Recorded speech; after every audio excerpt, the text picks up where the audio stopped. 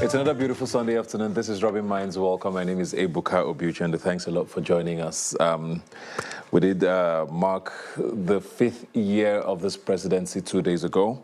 May 29th used to be Democracy Day, but it's now June 12th. But it still doesn't take away the fact that it was the 5th anniversary of the President Muhammadu Buhari presidency. And unfortunately, because of all of the things happening around the world, there wasn't a lot of spotlight sort of to see what achievements have been made in the last 5 years, or even in the last year of the second tenure. Speaking of things happening around the world, of course, the coronavirus pandemic is still a big issue across the world. Most countries are starting to relax their lockdowns and trying to find a way around living with the virus. And it's pretty scary for a lot of people, especially here in Nigeria. The numbers are getting crazier. We had our highest daily jump in infection numbers yesterday, with Lagos in particular being a cause for concern. Most people are not sure how we're going to navigate the coming weeks with the sort of numbers that have been seen. Hopefully, we will get some sort of a message from either the state governor or the president to guide Lagosians and Nigerians as to how we can hold up in these very, very difficult times. And besides that, I mean, there's a lot going on around. Besides the coronavirus, there's all of these riots going on in the United States with regards to race wars and the death of a civilian by a police officer. And we also had that case here in Nigeria. A young 16-year-old girl, Tina, was shot dead allegedly by a Nigerian police officer a couple of days ago in Bariga, and that has been quite a talking point for a lot of people, and it still brings up the topic about, you know, how security agencies will be able to dispense their duties without the constant clash with civilians. Hopefully justice is done in all of these cases. But we're going to be looking at the last 5 years of the President Muhammadu Buhari administration. I'm joined here by Leonard Ebute. Thanks for being here today. Thanks for having me. Thanks for coming back, and thanks for being socially distanced from me. And joined in Abuja by Special Assistant to the President on Innovation and Entrepreneurship in the Vice President's Office, Ife Adebayo. How are you doing, Ife, if you can hear me? I'm fine, Ebuka. Thank you. Yeah, thanks for joining us. Good to see you. Just start off with you, actually, because there's a lot of talk constantly, you know, about the president and the last 5 years.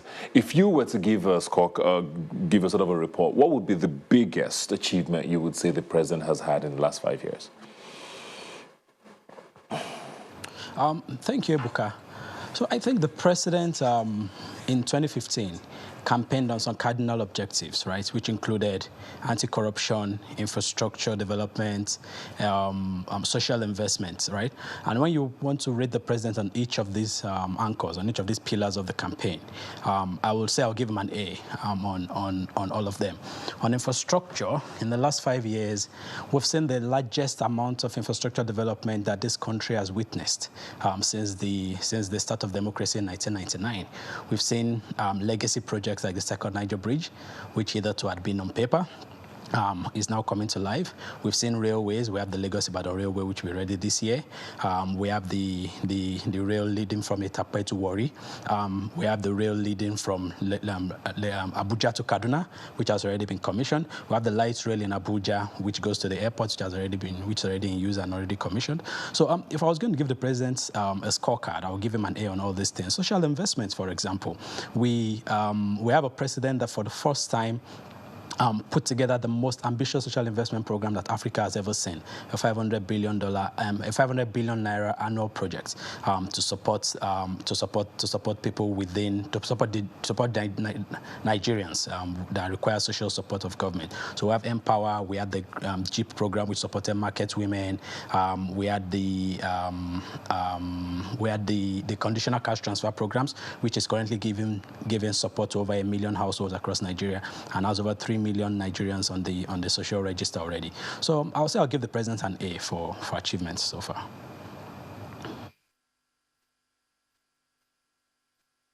to Nigerians is security or the lack of it, and there's still a cause of concern for a lot of people with regards to what's still happening in the northeast, parts of the south, and just generally a lot of these things are still a cause for concern, and of course the economy. His presidency was ushered in with a recession, and since then it doesn't feel like the economy has completely bounced back to where we can say, okay, things are starting to look up pretty well. What do you have to say on those? So if I heard you well, you spoke about security and the economy. So on security, I remember very well 2014, 2015. In Abuja, you couldn't even go to church. In Abuja, you had security scanners, you had bomb scanners. I mean, we were all in this country when Boko Haram infiltrated Abuja and bombed even the UN building and the police headquarters. So in the last 5 years, we've made a lot of advancement. Flights resumed back to Maiduguri. Emirs of communities like Askira in the northeast, in Borno in the northeast, have returned back. I mean, I flew into Maiduguri a few times in the last few years without any issues. I've been to Yola uncountable times in the last 2-3 years without any issues. And these were areas before that were, that were considered very dangerous. On security, I think the president has done really well. I think the Nigerian Armed Forces should be commended. I have a lot of friends amongst them who do this daily, who wake up every morning to ensure that they keep Nigerians safe. So if we're speaking of the Northeast, Camp Zero, the Boko Haram main camp and spiritual center in the Sambisa forest was taken over by the Nigerian Army. We have Nigerian Army directly inside Sambisa, which was unheard of before. We have the Nigerian government contributing largely to the MNJTF, which is a combination of forces of neighboring countries that have been affected by the insurgency. And Nigeria is paying the most in financial sacrifice to that body, and of course in also military sacrifice. So when you look at if you look at the news a few days ago, the Nigerian Army just received a few military equipment and vehicles from China. We have the arms deal that we've signed with Russia. We have the Nigerian Air Force that has the new Tucano jets that will be coming in from the United States by next year, and there are a lot of new aircraft acquisitions that the Nigerian Air Force has done in the last few years also. So for the first time, we get a government that has sufficiently given the right kind of support to our military, rather than flying in mercenaries from other countries to come and do the job for us. And when you also take a look at other issues, because people have complained about insecurity in other areas like in the Northwest, you find that for the first time we have a government that is looking not just at the insecurity but at the root causes of the insecurity. That's why the Vice President, for example, is leading governors of the various regions affected by farmer herder clashes to find permanent solutions to these issues. That's why you say the government has a lot of support also going to farmers, because many of these farmers have been affected by a lot of these things, and this helps to increase the banditry in these regions. And on the economy, we have a president that, when he took power in 2015, basically got a government that was literally living on a ventilator. Before we came into government in 2015, before President Buhari and Vice President Oshibajo came into government in 2015, the government was borrowing to pay salaries. But the president, and the VP leading the economic team, has been able to stem the tide, and we were able to bring Nigeria out of recession by the government putting forward a few fiscal responsibility policies, like the TSA, for example, that ensures that we're able to know everywhere government money is. Okay, Ife, I'm going to come back to you because I want to chat here with Leonard, who I'm sure you've heard a lot of what Ife has said there. Big talk about infrastructure developments that he believes the government has embarked on, but also believes that with security and the economy, it's a complete A. What's your reaction to that? I think that was a ridiculous scorecard. Let me impose a caveat here that I speak for every other Nigerian that is not a party person. I do not represent any other party interests. I represent the average Nigerian on the streets. And to say an A is merely disregarding the reality on ground. So let me start from his talk about investment in the social security, social enterprise, social objective goals of government. Yeah, maybe a lot of money has been put there, but you have to match that investment to outcome. If you say the government has invested in social impact initiatives, how has that impacted poverty levels in Nigeria? Nigerians are far poorer now than any time in the history of this country that we didn't have a war going on. And that's fact. So if you say you have invested, I cannot question that you put some money, you had a budget, you executed that budget, but then the outcome of that budget is more poverty. It tells me that there is a mismatch. It's either that the money got missing in transit, or didn't get to the people, or didn't get to the people in the manner that will have the desired impact. And net, it is a wasted investment. Similar for when you talked about security. I mean, for God's sake, it is okay. Boko Haram is no more taking territory. Hooray. But Boko Haram kills more people now without taking territory than when they had territory. When you talk about security, have the facts for this. Yes, yes, they have. It is true that Boko Haram was occupying territories, and they no more occupy those territories. But it is also true that the spate of killings attributed to Boko Haram hasn't diminished, even though they no more take territories. It is also true that we've had more kidnappings and armed banditry in Nigeria during this administration than any time in our history. We talked about the herdsmen situation. We talked about cattle rustler situation. These were alien concepts, not alien in the sense of it, but these were not widespread wars taking over people, ordinary people, taking over communities belonging to other people for generations. You know, that's an aspect of insecurity. Kidnapping, even criminality, non-violent criminality like Yahoo and all of these things. These are all, this gives you a sense that when the hunger increased, insecurity also rises on the civil side. And when the people on the other side feel empowered to do so, they begin to agitate and they move into actions like the Fulani people, the headsmen of Fulani extraction have also done. There's a lot, I mean, we can have that argument back and forth. When you talk about the economy, that's the most ridiculous assertion with respect that my counterparty on the other side mentioned. Before 2015, if you measure from 2010 to 2015, the average GDP growth for Nigeria was 6%. But isn't that always as attributed to the fact that oil was priced differently than it is now? I'm not even talking about as it is now. So I just gave you a nearly 5-year, 6-year window, right? 2000 and let me even start from 2009 to 2014. The average was 5%-ish. As at 2015, it was 6%. Guess what? In July of 2016, it dropped to 4%. And if I'm kind enough to remove the recession period, the 3 quarters of recession that we had, the average under Buhari administration still trends below 3%. But if I add the recession period, oil price, which is what the argument usually is, that there was more oil in abundance, the price only got to over 100 at some points in the years you mentioned. The argument for oil as it impacts on government revenue, yes. But the argument for oil as it impacts GDP, no. The service sector in Nigeria accounts for over 50% of GDP. Agriculture is 23%. The composition of oil in GDP is low. So if you are saying that by virtue of certain policies, you have increased productivity in many other sectors of the economy, it should dampen the impact on GDP. Okay, GDP impacts your revenue. I mean, oil impacts your revenue, no problem. And that is part of the structural problem that this government set out to solve when they came in 2015. That's part of their promise, that they are going to create a structural system that reduces Nigeria's dependency on oil as a source of revenue. That has not happened till date. Let me hear from Ife. Ife, I think the one thing that everybody can agree with, which is the poverty, the numbers of the increase in numbers of poor people in Nigeria, which comes from the Nigerian Bureau of Statistics, a very credible organization, which I also believe the government believes in.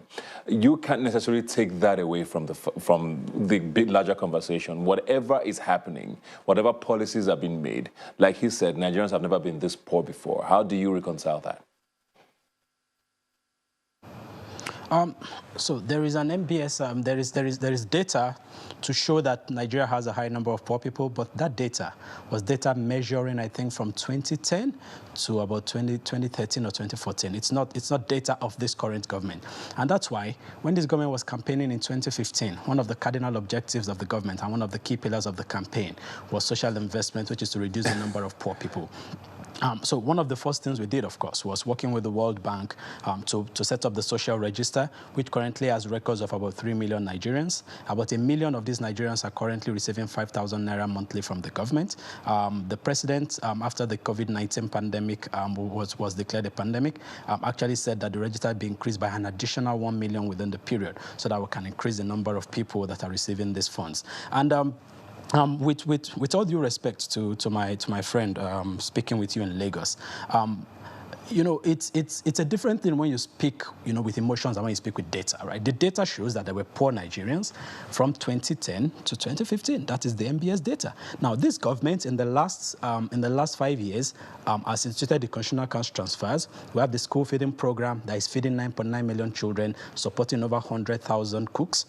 We have the Anchor Borers program that is supporting millions of farmers. We have the fertilizer, the Presidential Fertilizer Initiative, which has reduced the cost of fertilizer for farmers from about 11,000 to about 5,000. So we have a lot of things that have impacted on the general populace, and I'm very confident that the new data that the NBS will be releasing on poverty, we will start to see the effect of all this.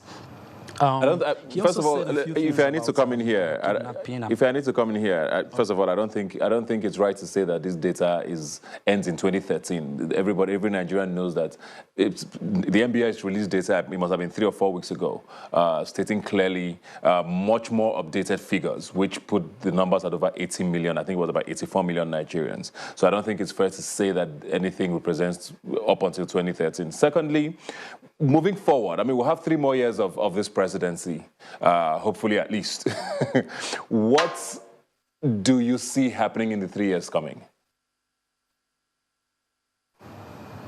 Well, in the 3 years coming, I think there's going to be a lot more focus on expanding the social investment of the government and the impact it has had on Nigerians. There's going to be completion of a lot of the infrastructure projects. The second Niger Bridge, for example, which has been on paper before the coming of this government and only became an active project when this government came, is scheduled to be completed in 2022. We have the Lagos-Ibadan rail project, which will be completed by the end of this year or early next year. So I think the next 3 years will be spent consolidating on all these things. And then we have all the military acquisitions that we'll be expecting over the next few months and the next few years. We also the military equipment that the army received recently. Also, I think the next 3 years is going to be spent consolidating on the various initiatives that the government has done. And then when you look at also key things that the government... Sorry, let me just come to Leonard. Leonard, are you hopeful? Sorry? For the next 3 years, if this is the focus area for the next 3 years, then no. Because obviously, the economy does not live on air. The entire world is there's a global downturn. Nigeria is in very, very deep recession now, and the outlook for Nigeria is to be in recession for another 3 to 4 quarters. So if the focus of this government is to build rails and build infrastructure, then they are a bit disconnected from the economic reality of not just the entire world, but of Nigeria in particular. Now, the thing is this: we are not just in a recession. We are in what economists would term a stagflation. It means that productivity is negative, unemployment is rising, and inflation rate is rising. So this combination of three factors gives you it. So to jumpstart this, right? To jumpstart this, you need to activate at least one of the components. The main one is productivity. So you need to activate productivity. Now, this is a government that is broke. Like we pointed out, that oil is no more there. So you do not have the resources to activate productivity on your own. You need to depend on the private sector. And so if he was talking about things like a tax rebate to the manufacturing sector to spur productivity in that area, things like reducing the VAT level so that individuals can, making Nigeria a better investment destination for domestic investors, reducing the interest rates, NPRE they did to 12.5%. I think it should be down to not more than 5%, because in Europe it's negative, in America it's like 1%. You know, chasing those economic fundamental policies that we change significantly and radically one of the fundamental components of the equation that I talked about earlier to give growth. But if this is what this government is going to be doing the next 3 years, we are going to go into a depression in the next 6 quarters. We're going to go on a quick break now and come back and hear from Ife and conclude this conversation about what the way forward is for Nigeria. Please stay with us. Welcome back. We're looking at the last 5 years of President Muhammadu Buhari in office, and I'm joined by Ife Adebayo in Abuja, Special Assistant on Innovation and Entrepreneurship in the Vice President's office. Before we go, Ife, we have very little time. I just wanted you to get your word in, because you were talking about infrastructure, and for a lot of people, like he said, it's pretty curious to see how roads would be the answer to jumpstarting an economy that needs to be jumpstarted almost immediately. Besides the fact that the economy wasn't looking as great as it should be, the virus has come, the pandemic has made everything even worse now. So what should the government be doing in the short to medium term? Thank you, Ebuka. So I'll first like to just clarify something. So you had said that the new NBS data says we have more poor Nigerians. That's actually wrong. NBS data in 2004 said about 54% of Nigerians were living below the poverty line. The one that came out focusing on previous years before this government said 60%, which was a rise between 2004 and 2015. And the latest report actually says 40%. So which means this government has brought down the numbers of people living below the poverty line from 60% to 40%, about 20% drop, which is the effect of the efforts of the government in social investment and other things over the years. And then to your question on the response. Of course, you know, it's not an either or. You need infrastructure.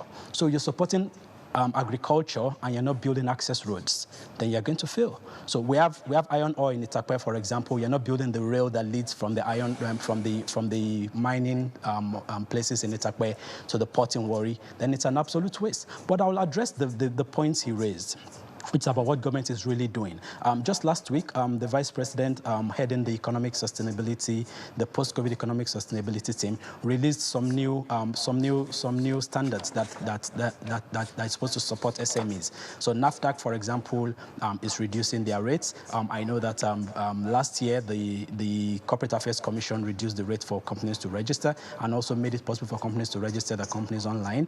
We have the ease of doing business reforms that the government has embarked on and has been very, very efficient. Nigeria has actually risen 39 points on the ease of doing business index of the World Bank.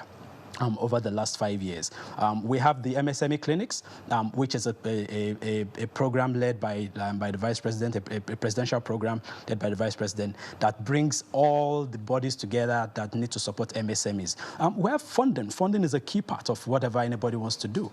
And so you have the CBN, for example, has a creative sector fund that's supposed to support the creative sector. The Bank of Industry has given over 400 billion naira in loans to small and medium enterprises. All right, Over the last few years. We have the Development Bank of Nigeria, which was also set up in 2017. Like I said, we don't have a lot. I can go on and on with these things. Okay. Thank you. Sorry, I have to cut you there because, like I said, we really do have to run here. And before I move to him, I know it's easy to use percentages, but we're talking number of poor people, and I don't think that's negligible. We're talking humans here, not percentage numbers. But let me come to you now.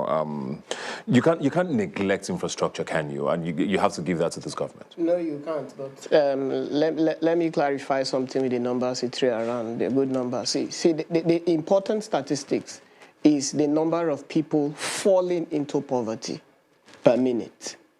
In Nigeria, that is 8. That is the highest. I've not even checked in the post-COVID Nigeria. That is the highest it has ever been. It means that every minute, 8 Nigerians fall below the absolute poverty line. That's the kind of statistics the people in government need to be looking at. Okay. The escape rate out of poverty. Yeah, you cannot ignore infrastructure, and infrastructure is good. But the core of economics in a capitalist system which we operate is that resources have to be in the hands of entrepreneurs, not of government.